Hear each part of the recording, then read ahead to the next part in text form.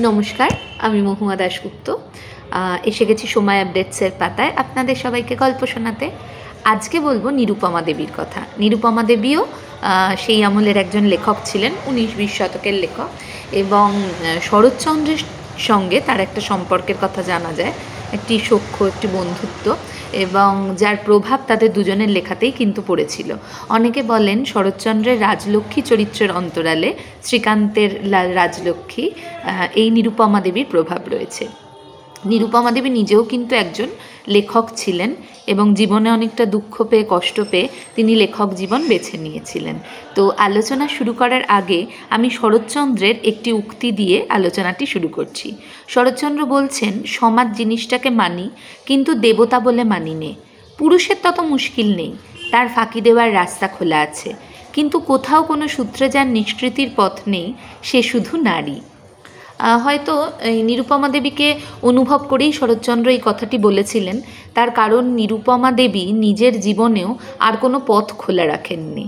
কেন রাখেননি সেটা তিনিই জানেন। হয়তো তাঁর এবং শরৎচন্দ্রের মধ্যে বেশ চওড়াভাবে বসেছিল তখনকার দিনে সমাজ, এবং সমাজের রক্তচক্ষু তার উপরে সবসময় নিবদ্ধ হয়েছিল প্রতীকীভাবে। তো আমরা আর কথা না বাড়িয়ে নিরুপমা দেবীর কথায় চলে যাই। তখনকার দিনে দিদি, অন্নপূর্ণার মন্দির, এই দুটি উপন্যাস বেশ বিখ্যাত হয়েছিল, এবং এই দুটি উপন্যাসের রচয়িতাই ছিলেন নিরুপমা দেবী। নিরুপমা দেবী এবং শরৎচন্দ্রের সম্পর্কের পথে কিন্তু কোনো সেরকম বাধা ছিল না, কারণ তখনকার দিনে বিধবা বিবাহ প্রচলিত হয়ে গিয়েছে এবং প্রণয় ঘটিত বিবাহ অল্প অল্প হচ্ছে। তো বাধা যেটা ছিল সেটা নিরুপমা দেবীর মন, অনেকটাই রাজলক্ষ্মীর মতো।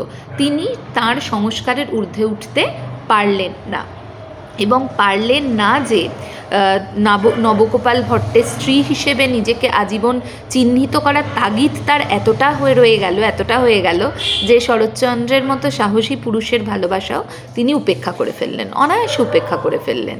এবং নিরুপমা দেবীর সম্পর্কে যাই বলবো খুব সংহত এবং ছোট করে বলবো, তার কারণ বলার মতো বেশি কিছু নেই।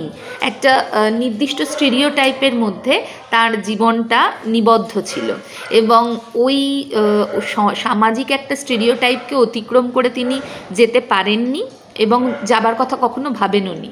খুব অল্প বয়সে নিরুপমা দেবীর বিবাহ হয়, এবং কিশোরী বয়স থেকে তাকে শরৎচন্দ্র চেনেন। শরৎচন্দ্র ছিলেন নিরুপমা দেবীর দাদা বিভূতিভূষণ ভট্টের বন্ধু। তো শরৎচন্দ্র চট্টোপাধ্যায়ের সঙ্গে, তার মতো বোহেমিয়ান একজন মানুষের সঙ্গে বিভূতিভূষণ অবশ্যই তার বোনের বিয়ে দেননি। তিনি দিয়েছিলেন রামগোপাল ভট্টের সঙ্গে নিরুপমা দেবীর বিবাহ। নিরুপমা দেবী খুব অল্প সময় স্বামীকে কাছে পান, ভাগলপুরে ছিলেন, কিন্তু দুর্ভাগ্যবশত তার স্বামীর মৃত্যু ঘটে, এবং বিধবা অবস্থায় তিনি যখন চলে আসেন নিজের বাপের বাড়িতে, নবগোপাল ভট্টের শ্রাদ্ধের অনুষ্ঠানেও শরৎচন্দ্র এসেছিলেন। তারপরে তাদের মধ্যে একটি বন্ধুত্বর সূচনা হলো। হয়তো জীবনের এই বিশেষ বন্ধুত্বগুলো এইভাবেই হয়। সাহিত্যের সভা বসত তাদের ঘরে, নিরুপমা দেবীর ঘরে, এবং কঠিন হলেও, রক্ষণশীল হলেও একেবারে পর্দানুসীন করে মেয়েকে রাখার কথা কিন্তু নিরুপমা দেবীর বাবা বা দাদা কেউই ভাবেননি। তো তার ফলে সেই সমস্ত সাহিত্যের সভায় মন ভালো হবে বলেই নিরুপমা দেবী নিজের সাহিত্য পাঠ করতেন, শরৎচন্দ্রও আসতেন সেখানে। এইভাবে একটা মুগ্ধতা তৈরি হয়, এবং হয়তো প্রণয়ও তৈরি হয়ে থাকে। প্রণয়জনিত একটি সম্পর্ক সেতু চাইছিল, দুজনের মিলিত হবার সেতু। তো শরৎচন্দ্র তো বরাবরই বেপরোয়া সাহসী, তিনি চিঠি দেন নিরুপমা দেবীকে, সেই চিঠি নিরুপমা দেবীর কাছে পৌঁছয় না। উপরন্তু এমন একটা জবাব আসে, সেই জবাবের ফলে শরৎচন্দ্র আর বাংলায় থাকেন না, তিনি সরাসরি বার্মায় চলে যান, হয়তো নিরুপমা দেবীর থেকে পালিয়ে যান। নিরুপমা দেবীও জপ তপ, পূজা পার্বণ এবং অনেক অনেক ব্যস্ততার মধ্যে মন দিয়ে ফেলেন। আসলে মেয়েটির হাতে কিছু করার ছিল না, করার মতো কোনো উপায়ও ছিল না, কারণ সেই সময়টা ছিল দোটানার সময় এবং একটা দ্বিধাগ্রস্ত সময়। সেই সময় মেয়েটি ভালোবাসার পুরুষকে সামনে দেখেও সংসার ত্যাগ করে এগিয়ে যেতে পারেনি, তার কারণ তার সবসময় মনে হয়েছে তিনি রামগোপাল ভট্টের স্ত্রী। তো শরৎচন্দ্রের জীবনে অন্য নারী এসেছেন, যেমন করে পুরুষ তার পুরনো প্রেমকে ভুলে আবার নতুন একটি আধার খোঁজেন এবং নতুন প্রণয় সম্পর্কের দিকে এগিয়ে যান, শরৎচন্দ্রও সেইভাবেই এগিয়ে গিয়েছেন। তার মনে ছিলেন নিরুপমা দেবী, নিরুপমা দেবী 1927 সাল পর্যন্ত যে লেখাগুলি লিখেছিলেন সেগুলি তার জীবনের শ্রেষ্ঠ লেখা। এবং শরৎচন্দ্র চট্টোপাধ্যায় কিন্তু নজরে রেখেছিলেন নিরুপমা দেবী কী লিখছেন বা তার কী লেখা প্রকাশিত হচ্ছে।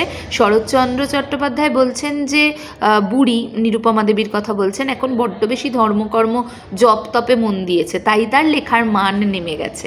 কত সহজে একজন পুরুষ যে কিনা এককালে প্রেমিক ছিলেন তিনি একথা বলতে পারেন না, অথচ মেয়েটি হয়তো অপেক্ষাতেই ছিলেন যে হয়তো শরৎচন্দ্র ফিরে আসবেন। এবং শরৎচন্দ্রকে না পেয়ে শুধুমাত্র ভৌগোলিক দূরত্ব নয়, অন্তরের দূরত্ব এবং দুজনের মাঝখানে মধ্যবর্তী নিয়ে এসে যাওয়ায় মেয়েটির লেখা শুকিয়ে যায় শুকনো আবেগের মতো। তো লেখার ক্ষেত্রটা থেকে নিরুপমা দেবীকে যেন স্বেচ্ছা অবসর নিতে হয়। নিরুপমা দেবী অনেক কাজ করেছেন, ব্যস্ততার সঙ্গেই কাজ করেছেন। তিনি মেয়েদের জন্য স্কুল খুলেছেন, মেয়েদের লেখাপড়ার ব্যাপারে সাহায্য করেছেন, আর অনেক রকম সোশ্যাল ওয়ার্ক যাকে বলে সেগুলোর মধ্যে জড়িত ছিলেন। লেখালেখিও তিনি করে গিয়েছেন, কিন্তু তার দুঃখ, তার বেদনা ধরা পড়েছিল তার দিনলিপির পাতায়। তার না পাওয়া, তার কষ্টগুলো দিনলিপির পাতায় অক্ষরের জীবন্ত বেদনার মতো অক্ষর হয়ে জেগেছিল। আসলে পুরুষের প্রেম নদীর মতো, সে বহতা স্রোতে এগিয়ে যায় এবং নতুন নতুন কুল খুঁজে পায়। আর মেয়েদের প্রেম হলো আয়না, স্থির, একবার ভেঙে গেলে আর জোড়া লাগে না। ঠিক সেইভাবে জোড়া লাগে না, কখনো লাগতে পারে না।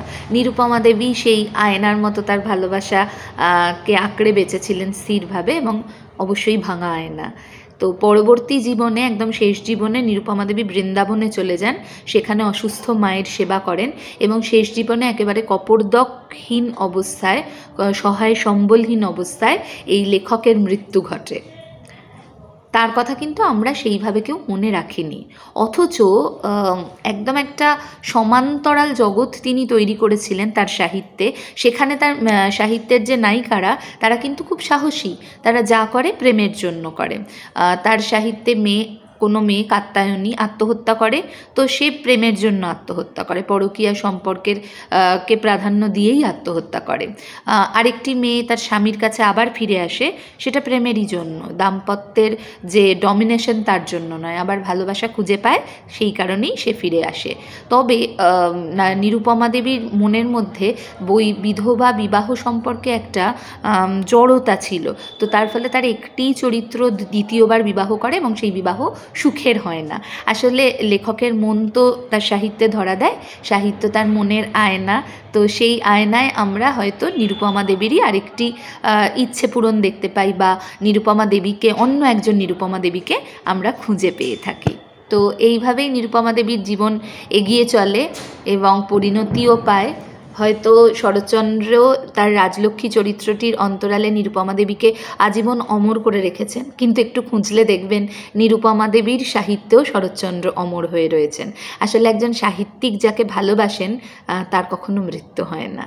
নিরুপমা দেবীর কথা আমরা একটু পড়ি, একটু জানি, তার সাহিত্য সম্পর্কে জ্ঞান অর্জন করি এবং বুঝতে চেষ্টা করি সেই সময় একজন মেধাবী মেয়েকেও তার নিজের মতো করে বাঁচতে দেয়নি। আর কি, আজকের কথকতা এখানেই শেষ হলো। আপনারা অপেক্ষা করুন পরের সপ্তাহের জন্য। অন্য কোনো মহিলা লেখকের গল্প নিয়ে আমি আবার ফিরে আসব। আমি মহুয়া দাশগুপ্ত। আর চোখ রাখুন সময় আপডেটসের পাতায়। লাইক, শেয়ার, সাবস্ক্রাইব করুন এবং আমাদের সঙ্গে থাকুন। নমস্কার।